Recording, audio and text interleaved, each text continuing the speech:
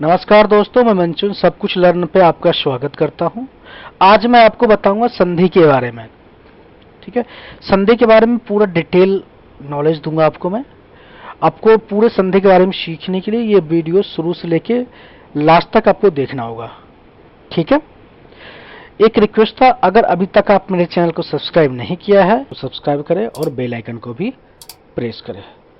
चलिए शुरू करते हैं। संधि संधि किसे कहते हैं और संधि के बारे में पूरी जानकारी आपको मैं देता हूं। संधि किसे कहते हैं, पहले तो संधि किसे कहते हैं ये जान लेते हैं, उसके बाद आगे बात करेंगे। संधि दो वर्णों के मेल से होने वाले विकार को क्या कहते हैं? संधि। ऐसे भी आम भाषा में संधि का मतलब होता है दो जो लोग एक दूसरे से मिलते हैं उसको क्या कहते हैं? संधि कहते हैं। ठीक है, या दो देश एक दूसरे से समझौता करते हैं उसको संधि बोलते हैं। दूसरे शब्द में कहें, संधि का समान अर्थ होता है मेल। ठीक है, इनमें दो अक्षर मिलने से तीसरे शब्द का रचना होती है, इसी को हम संधि कहते हैं। ठीक है, जैसे सम प्लस, इसको जोड़ बोलते हैं, प्लस तोष संतोष, सम प्लस तोष को संतोष बोलते हैं। देव प्लस इंद्र को देवेंद्र बोलते हैं। भानु प्लस उदय को भानुदय कहते हैं। ठीक है, संधि विच्छेद उन दोनों को मूल रूप से पृथक कर देने वाले संधि विच्छेद है। ठीक है, अब संधि के जस्ट अपोजिट उल्टा क्या होता है? संधि विच्छेद। अब संधि में क्या होता है? मेल होता है और एक शब्द दो अक्षर को मिला के एक अक्षर बनाया जाता है, उसको संधि बोलते हैं। और एक अक्षर को तोड़ के दो अक्षर बनाया जाता है, उसे संधि विच्छेद बोलते हैं। ठीक है, जैसे हिम प्लस आल्य, हिमालय, यह संधि है। अत्यधिक को हम तोड़ते हैं अति प्लस अधिक, यह संधि विच्छेद है। ठीक है, तो संधि आपको पता चल गया, संधि विच्छेद पता चल गया। ठीक है, तो दोनों में आप कंफ्यूज नहीं होंगे, संधि विच्छेद किसे कहते हैं और संधि किसे कहते हैं। संधि विच्छेद संधि के जस्ट अपोजिट है और असंधि के जस्ट अपोजिट संधि विच्छेद, एक दूसरे का वाइस वर्सा होता है ये। ठीक है, आगे चलते हैं। अब जान जाते हैं संधि के कितने भेद होते हैं। संधि के 3 भेद होते हैं। कौन कौन से संधि के भेद होते हैं? स्वर संधि, व्यंजन संधि और विसर्ग संधि। संधि के कितने भेद होते हैं? 3 भेद होते हैं, स्वर संधि, व्यंजन संधि और विसर्ग संधि। ठीक है, अब जानते हैं नेक्स्ट टॉपिक क्या है। अब है स्वर संधि बारे में जान जाते हैं। स्वर संधि किसे कहते हैं? दो स्वरों से उत्पन्न विकार अथवा रूप परिवर्तन को स्वर संधि कहते हैं।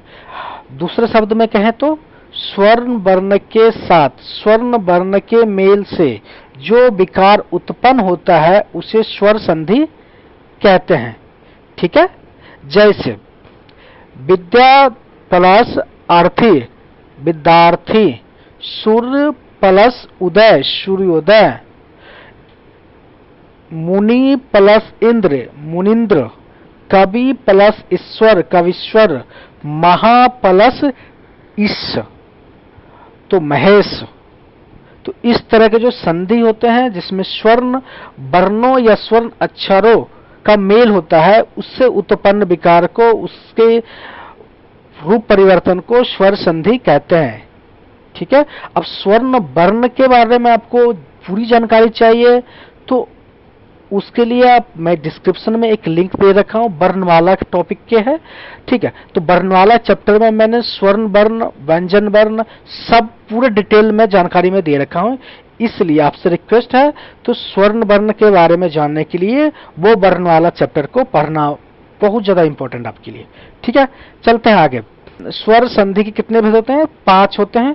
दीर्घ संधि, गुण संधि, वृद्धि संधि, यन संधि, अयादि संधि। ठीक है, आगे चलते हैं। आगे क्या है? आगे दीर्घ संधि के बारे में जानते हैं। दीर्घ संधि क्या होता है? जब दो स्वर्ण हास्य या दीर्घ स्वरों का मेल होता है तो वे दीर्घ स्वर्ण वर्ण स्वर बन जाते हैं, ऐसे दीर्घ स्वर्ण संधि कहते हैं। इसे दीर्घ स्वर संधि कहते हैं। नियम क्या है इसके? दो स्वर्ण स्वर मिलकर दीर्घ हो जाते हैं यदि आ, छोटी ई, बड़ी ई, ऊ, ओ, ऊ, बड़ी ऊ और री के बाद वे ही ह्रस्व या दीर्घ स्वर आए तो दोनों मिलाकर क्रमशः आ, बड़ी ई, बड़ा ऊ और री हो जाते हैं। जैसे आ प्लस अ इक्वल टू आ होता है। ठीक है, जैसे कि अन्न प्लस अभाव, अन्नभाव। कर्ण प्लस अर्ण क्या आता है? कनर। तो इस तरह से अ प्लस आ को आ बनाते हैं, आ प्लस आ को भी आ बनाते हैं। जैसे शिव प्लस आल्य, शिवालय। भोजन प्लस आल्य, भोजनालय। आ प्लस आ को भी आ बनाते हैं। यहां पर आप देख सकते हैं अ प्लस अ है, ठीक है, अ प्लस आ है और तीसरा क्या है? आ प्लस अ है। तो इसका मतलब भी आ ही होता है। जैसे विद्या प्लस अर्थी, विद्यार्थी। ठीक है, लज्जा प्लस अभाव, लज्जाभाव। अब चौथा क्या है इसमें? आ प्लस आ, वो भी मिलके आ ही बनता है। ठीक है, विद्या प्लस आलय, विद्यालय। महा प्लस आस्य, महास्य। तो इस तरह के जो उदाहरण हम दे रखे हैं, ठीक है, इस तरह को हम दीर्घ संधि कहते हैं। ठीक है, अब आ वाला तो आप जान गए, अब ई वाला देख लेते हैं। अब छोटी ई प्लस छोटी ई को बड़ी ई बनाते हैं, उसका है गिरी प्लस इंद्र, गिरीन्द्र। अब छोटी ई प्लस बड़ी ई बराबर बड़ी ई, गिरी प्लस ईश, ग्रीस। ठीक है, और बड़ी ई प्लस छोटी ई तब भी होता है बड़ी ई, मही प्लस इंद्र, महेंद्र। अब बड़ी ई प्लस बड़ी ई तब भी होता है बड़ी ई, तो पृथ्वी प्लस ईर्ष, पृथ्वीश। ठीक है, अब ई के बारे में जान लिया, अब ऊ के बारे में चलते हैं। छोटा ऊ प्लस छोटा ऊ, बड़ा ऊ। भानु प्लस उदय, भानुदय। बड़ा ऊ प्लस छोटा ऊ तब भी बड़ा ऊ। स्वभावभू प्लस उदय, स्वभाव्यभूदय। री प्लस री को भी री ही बोलते हैं। पितृ प्लस ऋण, पितृण। ठीक है, दो ऋण जब संधि करते हैं तो एक ऋण में कन्वर्ट हो जाते हैं। ठीक है, दीर्घ संधि आप समझ गए। और नेक्स्ट क्या है? नेक्स्ट है गुण संधि। आप गुण संधि पे चलते हैं। गुण संधि, गुण संधि क्या होता है? अ आ के साथ ई, बड़ी ई का मेल होने पर, ए छोटा ऊ, बड़ा ऊ का मेल होने पर, ओ तथा री का मेल होने पर अर हो जाने का नाम गुण संधि है। ठीक है, आ प्लस छोटी ई इजकल टू ए, तो देव प्लस इंद्र इजकल टू देवेंद्र। ओ प्लस बड़ी ई इजकल टू ए, देव प्लस इस इजकल टू देवेश। आ प्लस छोटी इजकल टू ए, महा प्लस इंद्र महेंद्र। आ प्लस छोटी ऊ इजकल टू ओ, चंद्र प्लस उदय, चंद्रोदय। आ प्लस बड़ा ऊ तब भी बनाता है ओ, समुद्र प्लस उर्मी, समुद्रुमी। आ प्लस छोटा औ ऊ इजकल टू ओ, महा प्लस उत्सव, महोत्सव। आ प्लस ऊ इजकल टू ओ, इजकल टू गंगा प्लस उर्मी, गंगोर्मी। आ प्लस री अर, देव प्लस ऋषि, देवऋषि। आ प्लस री अर, महा प्लस ऋषि, महर्षि। तो इस तरह के जो वाक्य होते हैं, अ प्लस ई इजकल टू ए, अ प्लस ई बड़ी ई इजकल टू ए, अ प्लस बड़ी छोटी ई इजकल टू ए, अ प्लस उ इजकल टू ओ, अ प्लस बड़ा उ इजकल टू ओ, आ प्लस छोटा उ इजकल टू ओ, तो अ आर ए बनाते हैं। तो इस तरह के जो वाक्य होते हैं जिसे हम संधि में क्या कहते हैं, गुण संधि कहते हैं। ठीक है, जिसमें ए ओ औ अर बनता है। ठीक है, आगे चलते हैं। आगे क्या है, आगे है वृद्धि संधि। ठीक है, वृद्धि संधि क्या क्या होता है, किसके मेल से बनता है वो जान जाते हैं हम।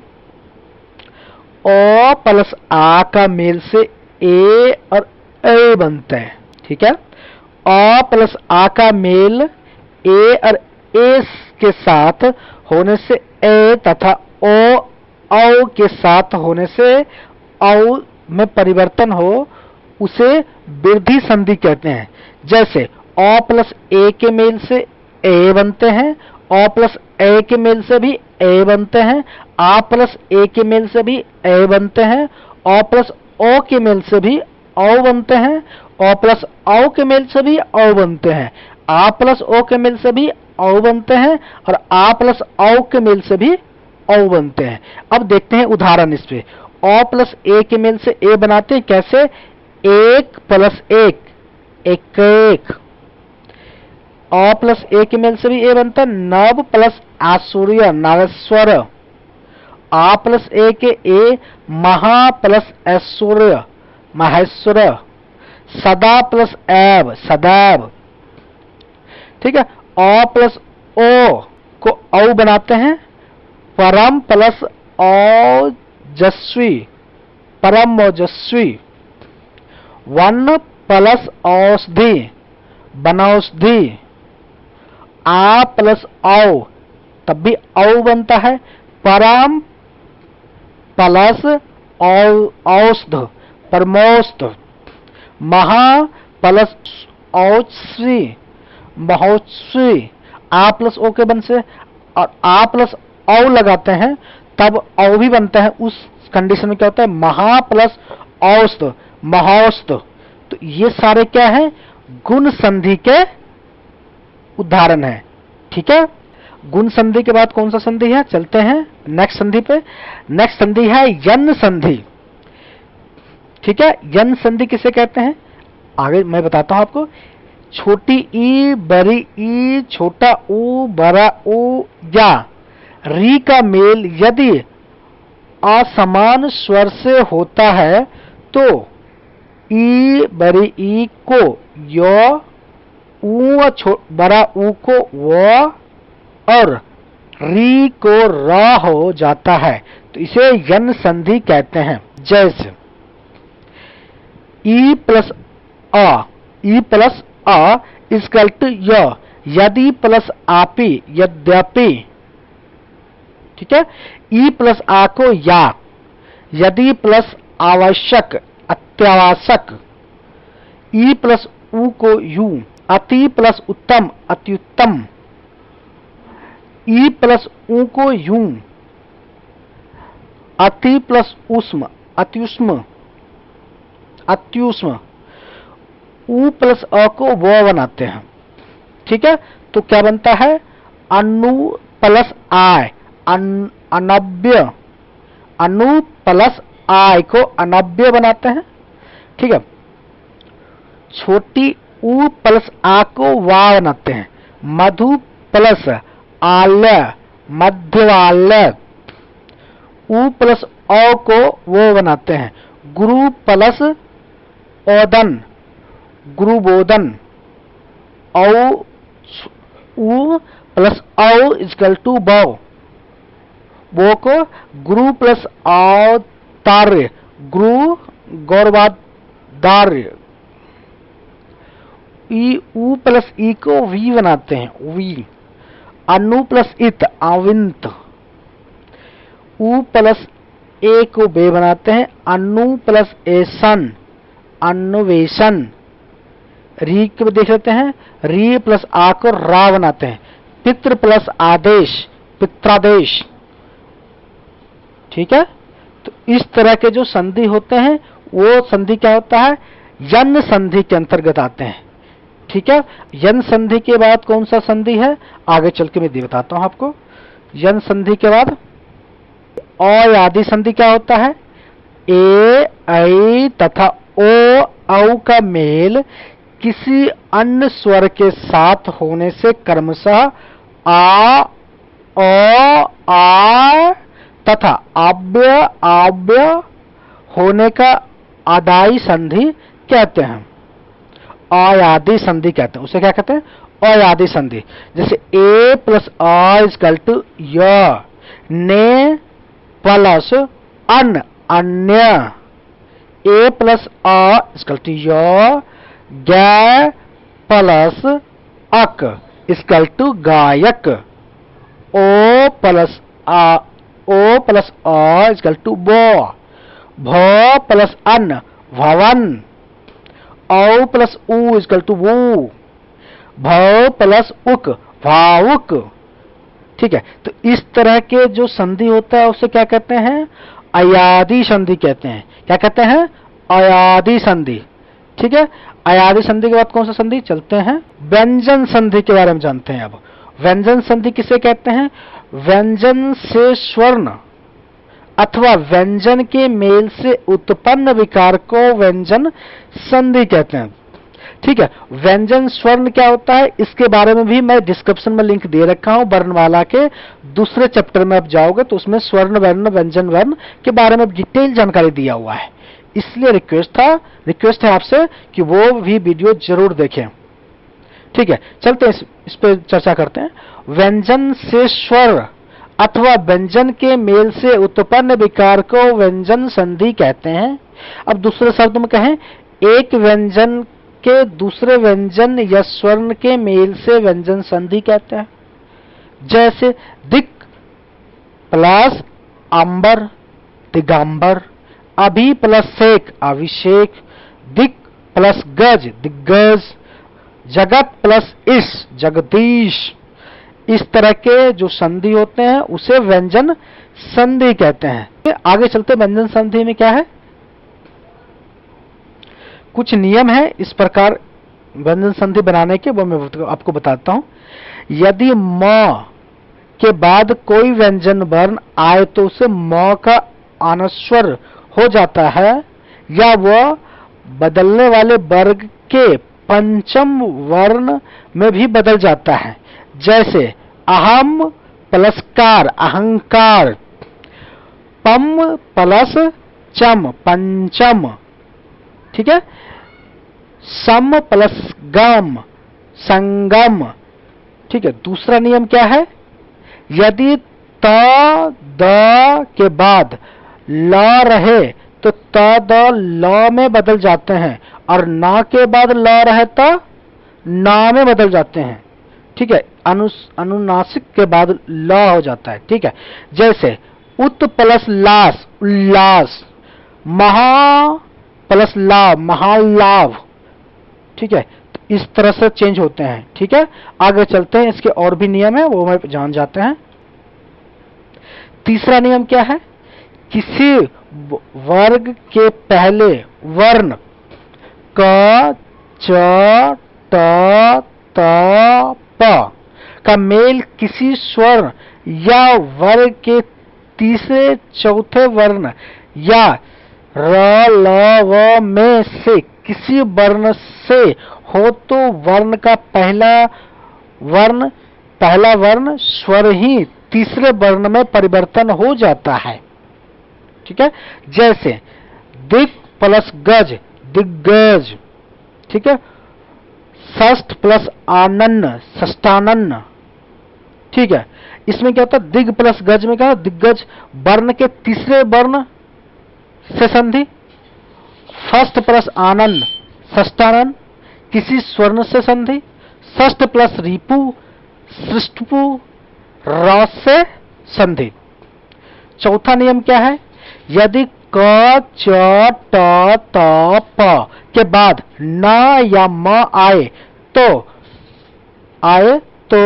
क च ट प अपने वर्ण के पंचम वर्ण में बदल जाते हैं। जैसे वाक्य प्लस मा, वाड्य में, अप प्लस में, अप में, षष्ठ प्लस मार्ग, सन्न मार्ग, जगत प्लस नाथ, जगन्नाथ, उत प्लस नति, उन्नति, सट प्लस मास, सन्नमास, इस तरह से। ठीक है, आगे चलते हैं, इसके और भी नियम है, उसके बारे में जानते हैं।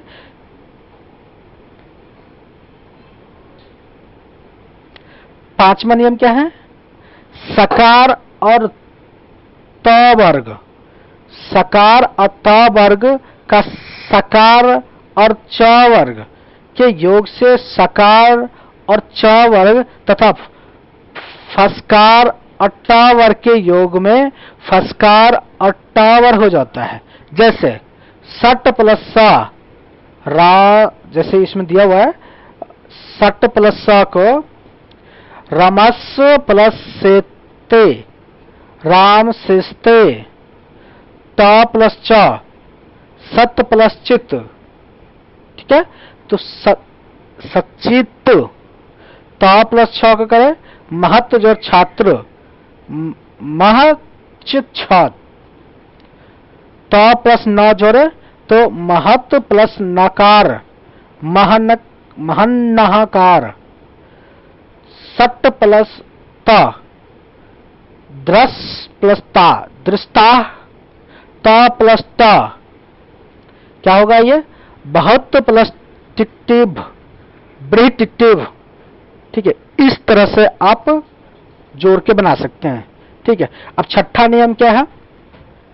यदि वर्णों के अंतिम वर्ण को छोड़ शेष वर्णों के बाद ह आए तो ह पूर्ण वर्ण के वर्ण का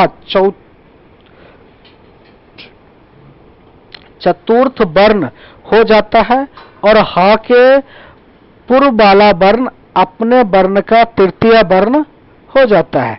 जैसे उत प्लस हत, उत्तध, उत प्लस हार, उत्तधार, वाक प्लस हरी, बागगिरी। इस तरह से आप बना सकते हैं। ठीक है, आगे चलते हैं। आगे कौन से नियम है? सातवां नियम पे चलते हैं। सातवां नियम, स्वर्ण के साथ छ का मेल होने पर छ के स्थान पर चच हो जाता है, चच। ठीक है, परि प्लस छेद, परिच्छेद, साला प्लस छन्नन, साला छन्नन, आ प्लस छंदन, आचंदन, आछंदन। ठीक है, इस प्रकार से। आठवां नियम क्या है? त या द का मेल च या छ से होने पर त या द के स्थान पर च हो जाता है। च या झ से होने पर ज, तथा, तथा ट या थ से होने पर ट, या ड या ढ से होने पर ड, या ल होने पर ल हो जाते हैं। जैसे जगत प्लस छाया, जग छाया, उत प्लस चारण, उच्चारण, सत प्लस जन, सज्जन, तत् प्लस लीन, तत्लीन। इस तरह से। ठीक है, आगे चलते हैं 9वां नियम पे। ठीक है, 9वां नियम कौन सा है देख लेते हैं। ता का मेल किसी स्वर ग, घ, द, ध, ब, भ, र से होने पर ता के स्थान पर द आ जाते हैं।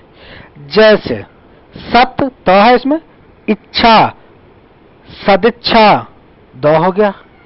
ठीक है, जगत जो इस, जगदीश, तत् प्लस रूप, तत्रूप, भगवत प्लस भक्ति, भगवत भक्ति। ठीक है, इस तरह से आप कर सकते हैं चेंज। ठीक है, 10वां नियम क्या है? ता या द का मेल से स से होने पर त या द के स्थान पर च और स के स्थान पर छ हो जाता है। जैसे उत प्लस श्वास, उच्छ्वास, सत्य प्लस शास्त्र, छात्र, इस तरह से आप, ठीक है। आगे चलते हैं, आगे नियम 10वें के बाद जो नियम है उसको देख लेते हैं। ये 2 नियम और भी हैं। 11वां नियम क्या कहता है? त तथा द का मेल ह से होने पर त या द के स्थान पर द और ह के स्थान पर घ हो जाता है, ठीक है। पद प्लस हति, पद्धति, उत प्लस हार, उद्धार, ठीक है। पद्धति और उद्धार, इसमें जो 2 स्थान हुआ द प्लस ह का मिलने से क्या हो गया? ध हो जाता है, ठीक है। आप इस प्रकार इसमें चेंज कर सकते हैं। 12वां नियम क्या है? म का क से म तक किसी वर्ण से मेल होने पर म के स्थान पर उस वर्ण वाले वर्ग का 5वां वर्ण हो जाएगा। जैसे सम प्लस तुष्टि, तुष्ट, संतुष्ट, ठीक है। 5वां वर्ण क्या हो? न है तो न हो गया, ठीक है। सम प्लस योग, संयोग, ठीक है, इस प्रकार से, ठीक है। नियम समझ गए आप। आगे चलते हैं, आगे क्या है? आगे नेक्स्ट चैप्टर क्या है? नेक्स्ट चैप्टर पे विसर्ग संधि। इससे पहले मैंने आपको बता दिया स्वर्ग संधि, फिर व्यंजन संधि, उसके नियम। अब चलते हैं विसर्ग संधि पे, ठीक है। विसर्ग संधि किसे कहते हैं? विसर्ग के साथ स्वर या व्यंजन मेल से जो विकार होता है उसे विसर्ग संधि कहते हैं। दूसरे शब्द में कहें तो स्वर और व्यंजन के मेल से विसर्ग में जो विसर्ग होता है उसे विसर्ग संधि कहते हैं। इसे हम ऐसे भी कह सकते हैं, विसर्ग मतलब ये 2 जो फुल स्टॉप होता है उसे कहते हैं विसर्ग, इसको कहते हैं विसर्ग। विसर्ग के साथ जब किसी स्वर अथवा व्यंजन का मेल होता है तो उसे विसर्ग संधि कहते हैं।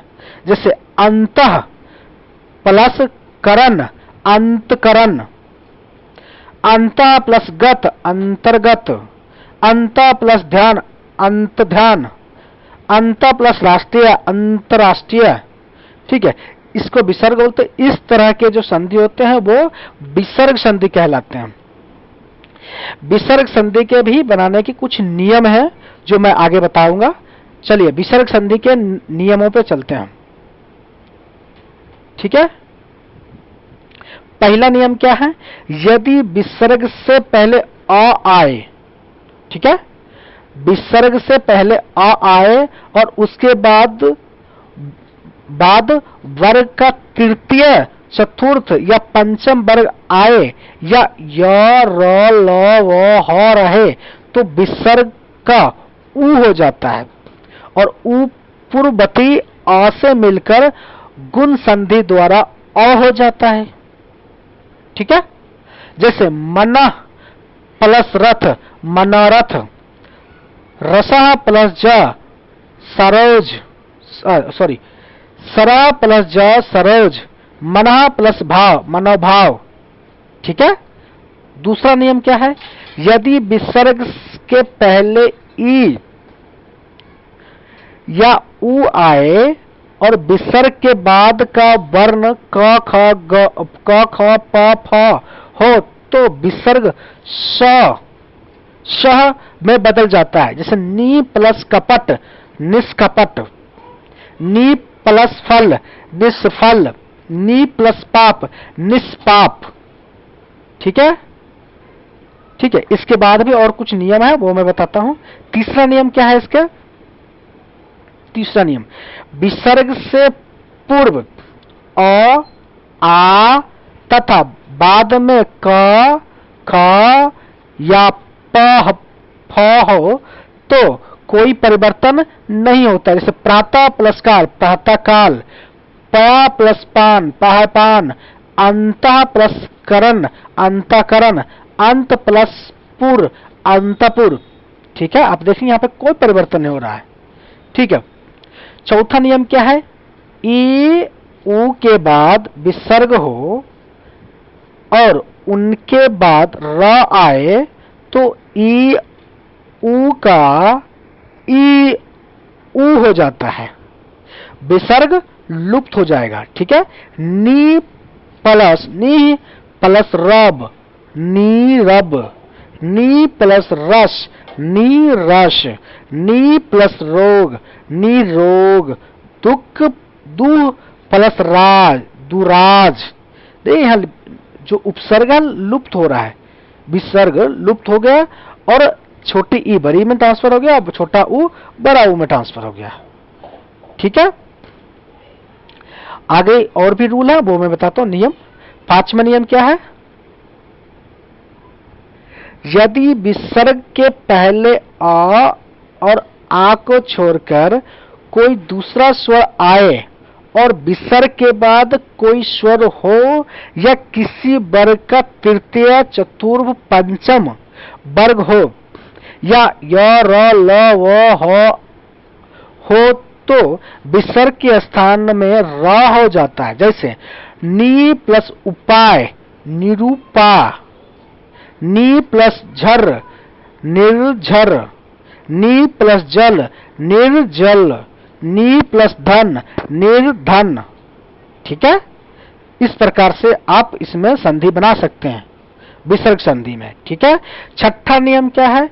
यदि विसर्ग के बाद च छ स हो तो विसर्ग का कर्म स ट ठ स हो तो स और त थ स हो तो स हो जाता है। जैसे नी प्लस च निश्चय, नी प्लस छ निश्चल, नी प्लस तार निस्तार, नी प्लस सार निस्सार। इस तरह से आप बदल सकते हैं। ठीक है, चलते हैं अगले नियम पे। अगला नियम क्या कहता है?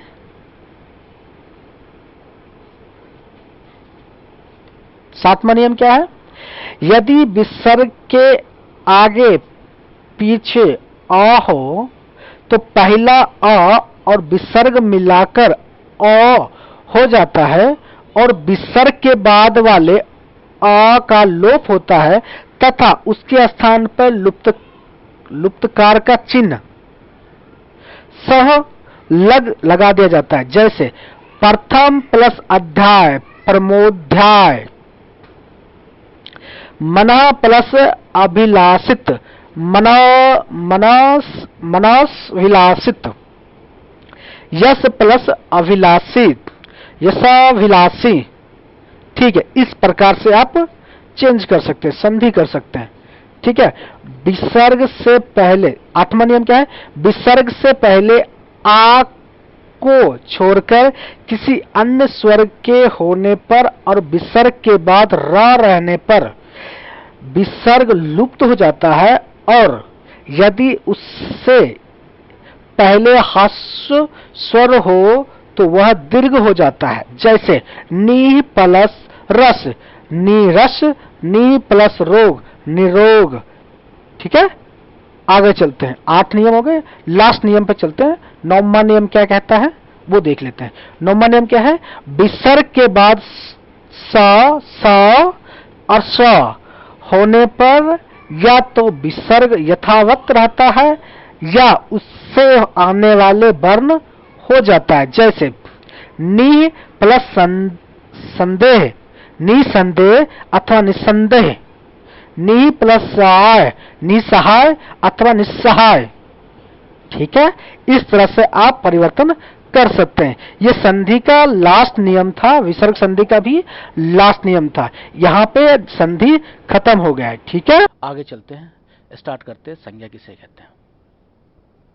संज्ञा किसे कहते हैं? संज्ञा उस विकारी शब्द को कहते हैं जिससे किसी विशेष वस्तु, भाव और जीव के नाम का बोध हो, उसे संज्ञा कहते हैं।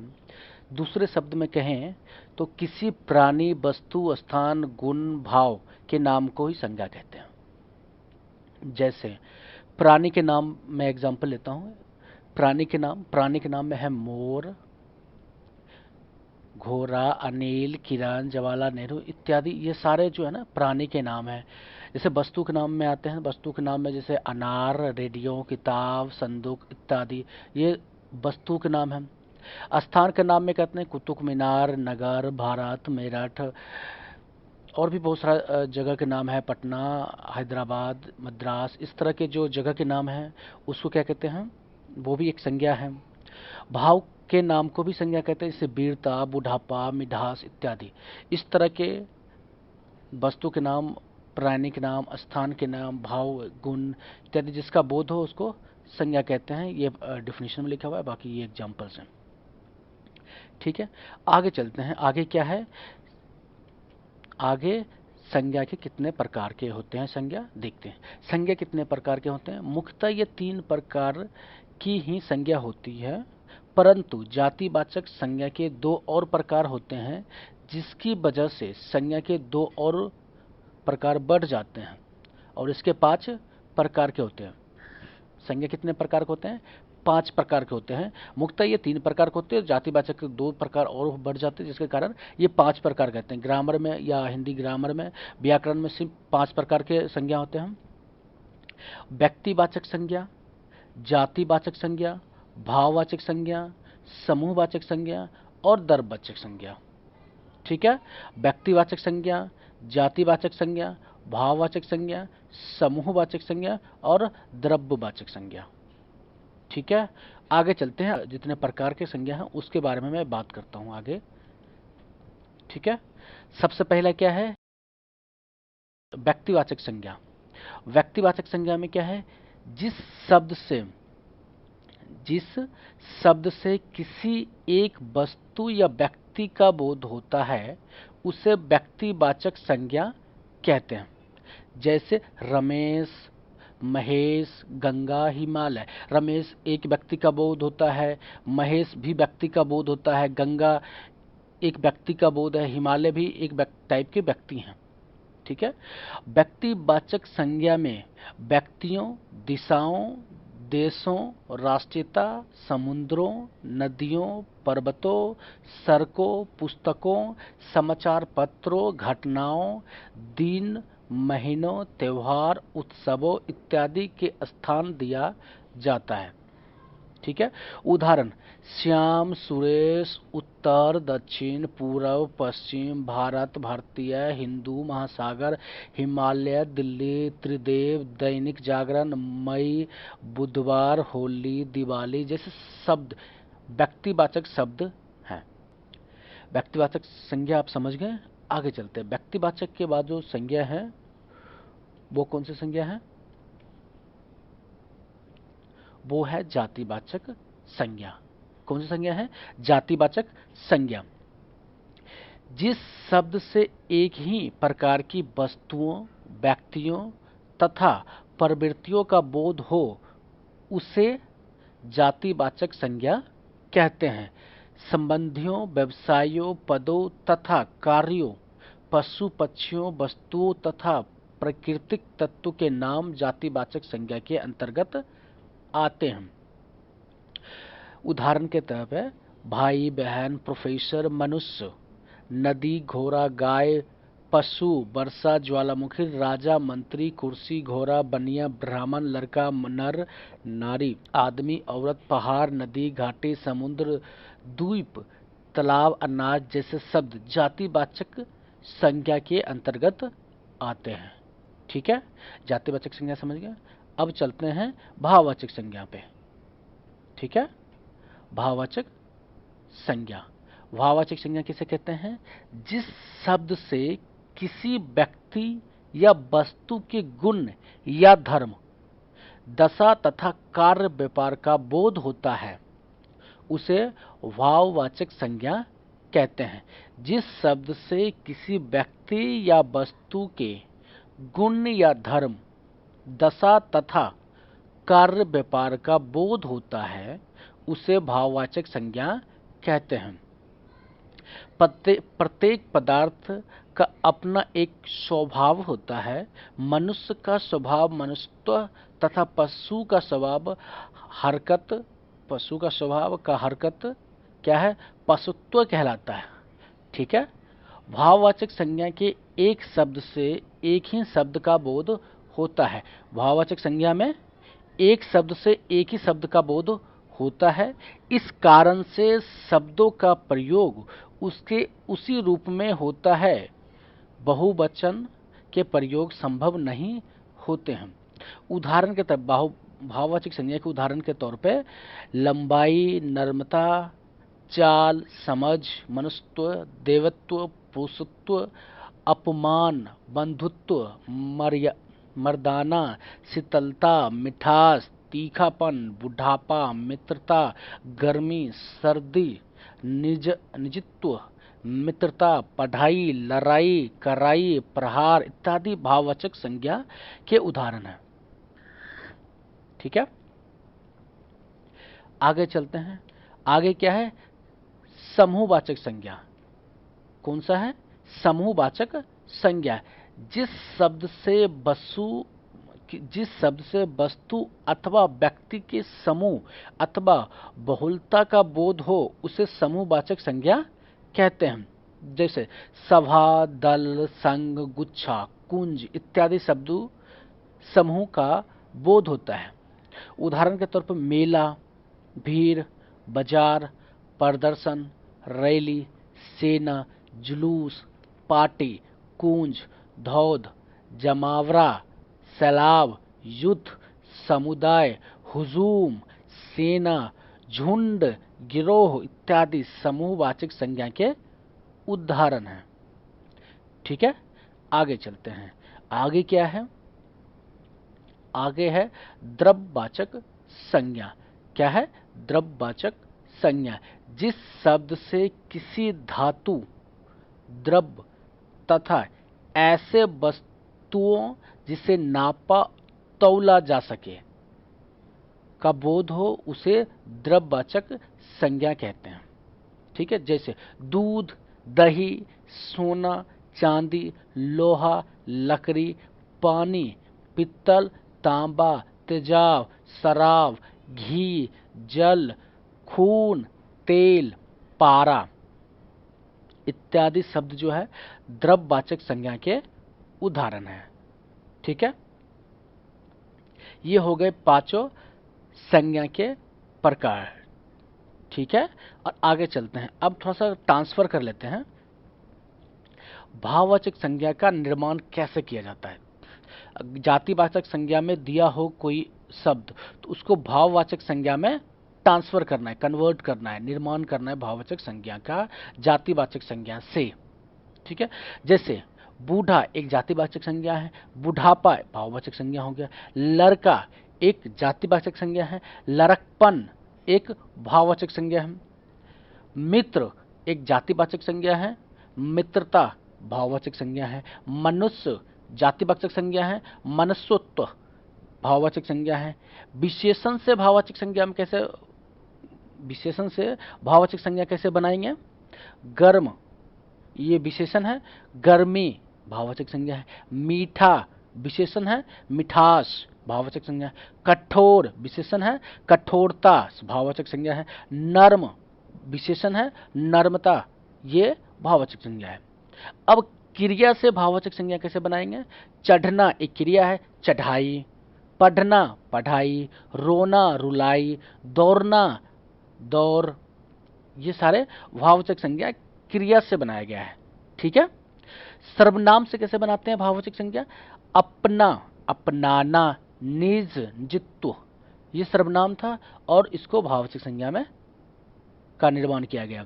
ठीक है, अव्यय से कैसे बनाते हैं भाववाचक संज्ञा? दूर, दूरी, समीप, समीपत्व इस तरह से आप भाववाचक संज्ञा का निर्माण कर सकते हैं। अगला क्या है? अगला देख लेते हैं। अगला है संज्ञा का रूप परिवर्तन। संज्ञा का रूप परिवर्तन। संज्ञा के प्रयोग में कभी कभी परिवर्तन भी होता है। जातिवाचक संज्ञा व्यक्तिवाचक संज्ञा के रूप में, व्यक्तिवाचक संज्ञा जातिवाचक संज्ञा के रूप में तथा भाववाचक संज्ञा का जातिवाचक संज्ञा के रूप में प्रयोग देखने को मिलता है। ठीक है, मेरा इसका कहने का मतलब यह है कि संज्ञा का रूप परिवर्तन, जैसे जातिवाचक संज्ञा हो वो व्यक्तिवाचक संज्ञा में कभी कभी हो जाता है प्रयोग, और व्यक्तिवाचक संज्ञा का जो अगर हो तो जातिवाचक संज्ञा में हो जाता है प्रयोग, तथा भाववाचक संज्ञा में हो तो जातिवाचक में हो जाता है प्रयोग कभी कभी। वो उदाहरण के लिए मैं बताता हूँ आपको। जैसे देवी एक जातिवाचक संज्ञा है, से दुर्गा बना दो तो दुर्गा एक व्यक्तिवाचक संज्ञा है, गोस्वामी एक जातिवाचक संज्ञा है, तुलसी एक तुलसीदास, गोस्वामी तो जातिवाचक संज्ञा है और तुलसीदास व्यक्तिवाचक संज्ञा, भीम व्यक्तिवाचक संज्ञा है। इसका प्रयोग कहीं जगह वीर के रूप में भी होता है, तो ये वीर जो होता है, भीम मतलब वीर होता है, वीर जातिवाचक संज्ञा के रूप में प्रयोग होता है। पहलवान भाववाचक संज्ञा है, इसका प्रयोग वस्त्र जातिवाचक संज्ञा में होता है। संज्ञा के रूप लिंग वचन तथा कारक चिन्ह के रूप में बदलते हैं। जैसे लड़का खाता है, लड़की खाती है, लिंग के आधार पर भी संज्ञा का परिवर्तन हो गया। लड़का खाता है, लड़के खाते हैं, वचन के आधार पर परिवर्तन हो गया। इसमें एक वचन है, लड़का एक है, बहुवचन हो गए लड़के। लड़का लिंग है, पुरुष लिंग है, और लड़की स्त्रीलिंग है। लड़का खाना खाता है, लड़के ने खाना खाया, कारण चिन्ह के आधार पर परिवर्तन हो गया संज्ञा का। आपने देखिए संज्ञा के रूप परिवर्तन आपने देख लिया। आगे चलते हैं, आगे क्या है, आगे संज्ञा के पहचान क्या है। अब संज्ञा के पहचान बताते हैं। कुछ संज्ञा शब्द प्राणीवाचक होता है तो कुछ संज्ञा शब्द अप्राणीवाचक। कुछ शब्द गणनीय होता है तो कुछ शब्द अगणनीय। अब प्राणीवाचक क्या होता है, वो शब्द जिससे किसी सजीव, वो शब्द जिससे किसी सजीव वस्तु का बोध हो, जिसमें प्राण हो, उसे प्राणीवाचक संज्ञा कहते हैं। जो सजीव वस्तु होता है उसे प्राणीवाचक संज्ञा कहते हैं, जो निर्जीव वस्तु होता है उसे अप्राणीवाचक संज्ञा कहते हैं। अब प्राणीवाचक संज्ञा में लड़का गाय रमेश, लड़का मतलब आदमी वो सजीव है, गाय एक सजीव जानवर है, और रमेश एक आदमी का नाम है, इसका मतलब वो भी सजीव है। ये सारे सजीव हैं, इसलिए प्राणीवाचक संज्ञा में आते हैं। अप्राणीवाचक में जिसमें असजीव को, जिस वस्तु में प्राण ना हो वो अप्राणीवाचक संज्ञा कहलाती है। जैसे मेज, रेलगाड़ी, मकान, पुस्तक, पर्वत, ये सारे जो हैं अप्राणीवाचक संज्ञा है, ये सजीव नहीं है।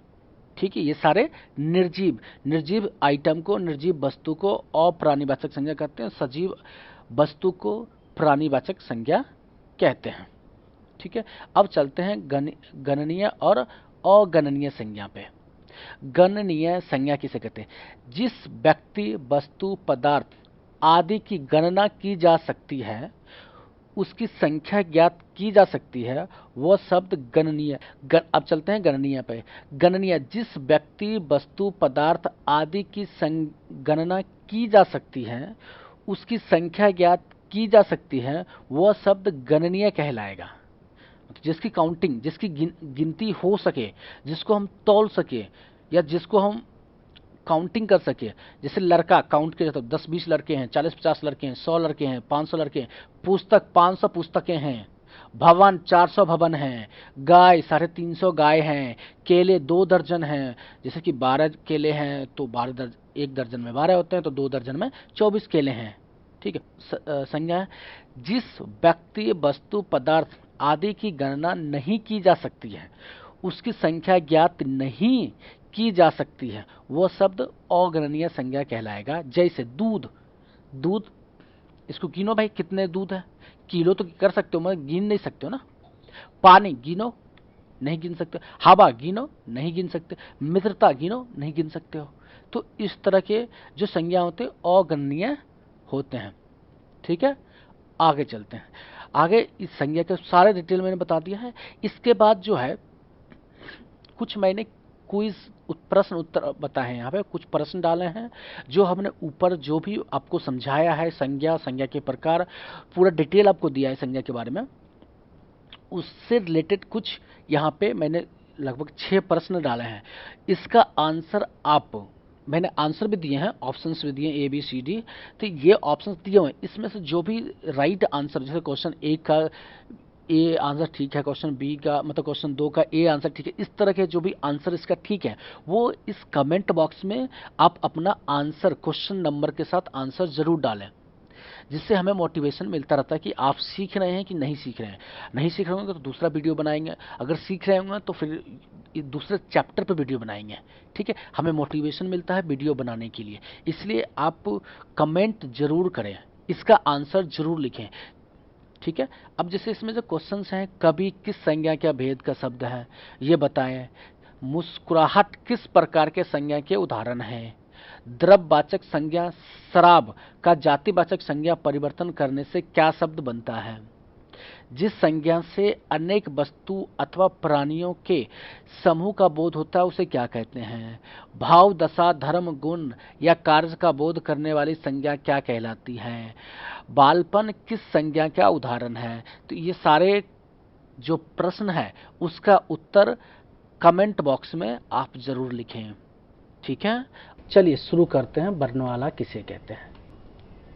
वर्णमाला भाषा की सार्थक इकाई वाक होता है।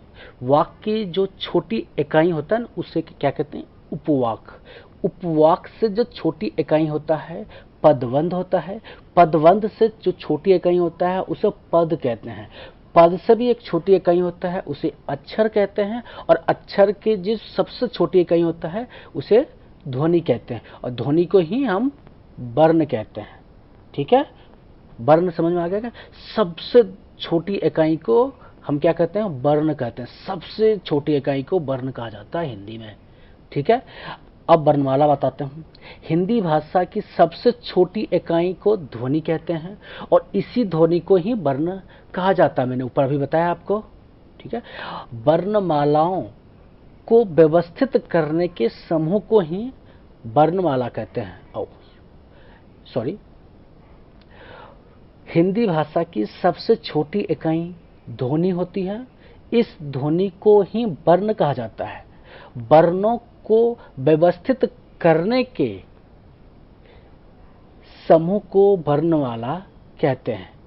ठीक है, वर्णमाला किसे कहते हैं? वर्णों को समूह को, जो वर्ण होते हैं उसके समूह को व्यवस्थित करने के लिए जो वर्ड यूज होता है उसे कहते हैं वर्णमाला।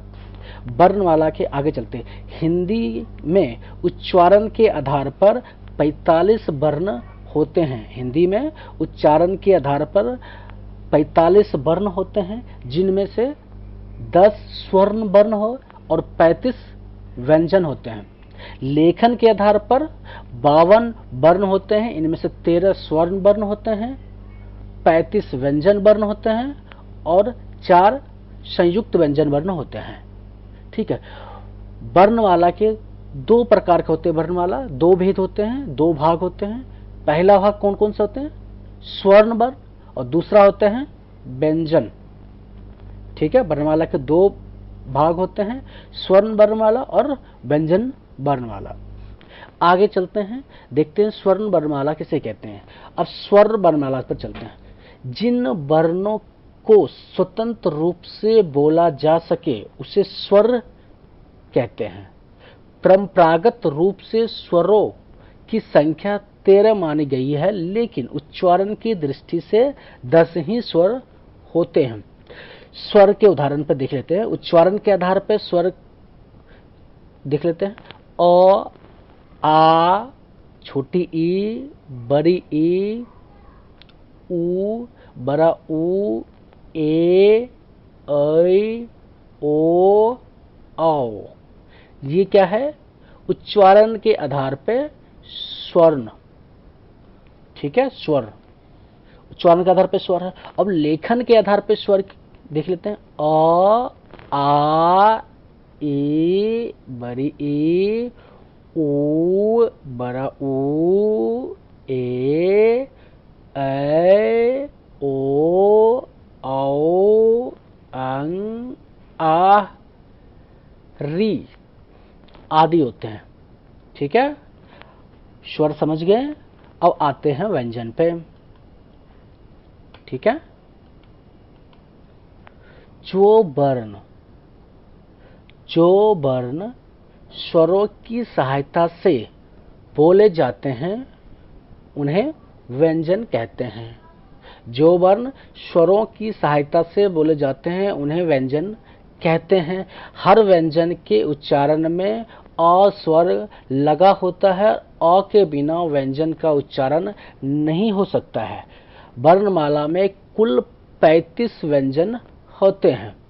ठीक है, जो वर्ण स्वरों के सहायता से बोले जाते हैं उसे व्यंजन कहते हैं, और हर व्यंजन के उच्चारण में अ स्वर लगा होता है। अ के बिना व्यंजन का उच्चारण नहीं हो सकता है। और कितने हैं वर्णमाला में व्यंजन? 35 हैं। ठीक है, कौन कौन से हैं मैं बताता हूं आपको। क वर्ग में होता है क, ख, ग, घ, र। च वर्ग में होता है च, छ, ज, झ, य। ट वर्ग में कौन कौन से होता है? ट, ठ, ड, ढ, न। त वर्ग में कौन कौन से होते हैं? त, थ, द, ध, न। प वर्ग में प, फ, ब, भ, म। य अंस्थ वर्ग में होता है। अंस्थ वर्ग में होता है य, र, ल, व। उसमें होता है तालम स, मूर्धन स, दं स और ह। संयुक्त व्यंजन में होता है अच्छ, त्र, ज्ञ, स्र। ठीक है, व्यंजन पूरा डिटेल आपको मिल गया व्यंजन का। बस ये व्यंजन था। आगे क्या है जो आने वाला टॉपिक है मैं उसके बारे में बता रहा हूँ। लिंग के बारे में बताऊंगा। जो इसमें थोड़ा सा डेमो दे रखा है। जो शब्द स्त्री या पुरुष में भेद उत्पन्न करता है उसे लिंग कहते हैं। वचन शब्द आने वाला है। वचन जो टॉपिक है वो आएगा। वचन किसे कहते हैं? जिस शब्द से एक या अनेक होने का बोध होता है उसे वचन कहते हैं। ये इंपॉर्टेंट टॉपिक है सारे। कारक, वाक्य में प्रयुक्त वह शब्द या वाक्य में उपस्थित वह शब्द जिससे पूरी घटना या उद्देश्य की पूर्ति हो उसे कारक कहते हैं। तो ये तीनों जो टॉपिक है इसके बाद जो आने वाले टॉपिक के लिस्ट हैं। ठीक है, ये वीडियो आपको अच्छा लगा हो तो इसे लाइक जरूर करें और शेयर भी करें। ठीक है, इससे हमें मोटिवेशन मिलता है। और इस पूरा वीडियो देखने के लिए आपको पूरा कोटि कोटि से पूरा धन्यवाद। Thank you.